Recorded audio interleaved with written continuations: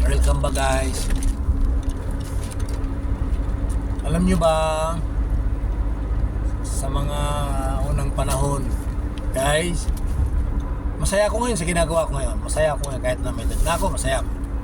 Alam nyo kung bakit? Kasi dati nang mga aking mga abroad, punta ko dito ay isa akong ordinaryong mekaniko. Alam nyo ba yun?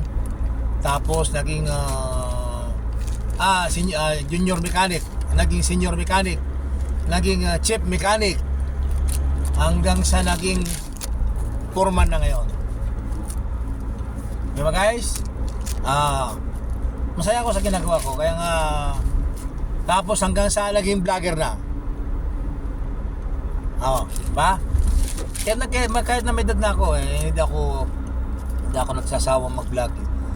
Pinapakiano ko sa inyo na mga mga routine ko araw-araw. Masaya ako sa ginagawa ko. Ngayon, kung ayaw mo panurin, di scroll mo. Di po ba? Guys, mga idol, kung ayaw mo panurin video ko, scroll mo. Pero mahal ko kayo. Ngayon, sabi ko nga ulit, pag uwi ko ay magcha-charity vlog na lang. Last ko na to guys, malapit na, konti na lang. Kasi maganda yung malapit ka sa pamilya, kasama mo pamilya mo, kabanding mo. Ang hirap dito, ang hirap ng OFW guys, di ba? Pero kahit na ang ano ko dito, ang sweldo ko medyo maganda at saka ang promotion maganda, pa isa na akong foreman ngayon, pero hindi ko pa rin pagpapalit ang ano ko. Okay na, hindi ko naisip yan nung ano ko pa nung isa pa akong ordinaryong mekaniko Pero ngayon, naisip ko na gusto ko na mag-for good. Kaya uwi na ako. Hindi ako nanginayang sa sweldo ko. Hindi ako nanginayang sa posisyon ko. Go na. Buo ng desisyon ko na umuwi na. Okay ba guys? Hindi na ako nanginayang sa sweldo ko na medyo maganda naman ang sahod ko. Maganda, doon na lang ako. Makasama ko pamilya ko. Makasama ko ang makabanding ko. At saka doon na ako magbablog. Okay guys, nag-blurred. Okay ba guys? Hagad-hagad na mukha ko. Laki pa ng aibak ko. Kaya masayang-masaya ko guys.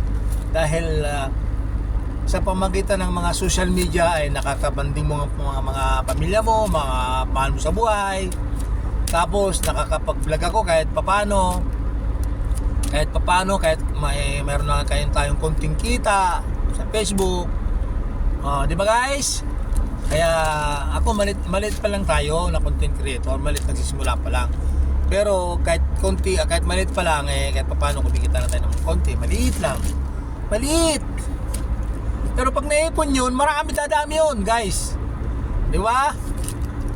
Kaya pag uwi ko, tutuloy ko na yung pagbablog ko. Pag re-release ko sa Pilipinas kasama ang pamilya. Di ba, napakasarap ang pakiramdam pagkasama mo ng pamilya mo. Ilang taon na rito? Almost 30 years na ako dito nag-abroad. Wala pa rin po ako naipon. May naipon pero walang ipon. Okay ba? Kaya yun po ang aking desisyon. Malapit na po matapos ang agreement. Ako po yung uwi na. Uwing masaya. Di po ba? Okay guys, yun lang po. At maraming salamat sa inyo lahat, mga idol, mga guys.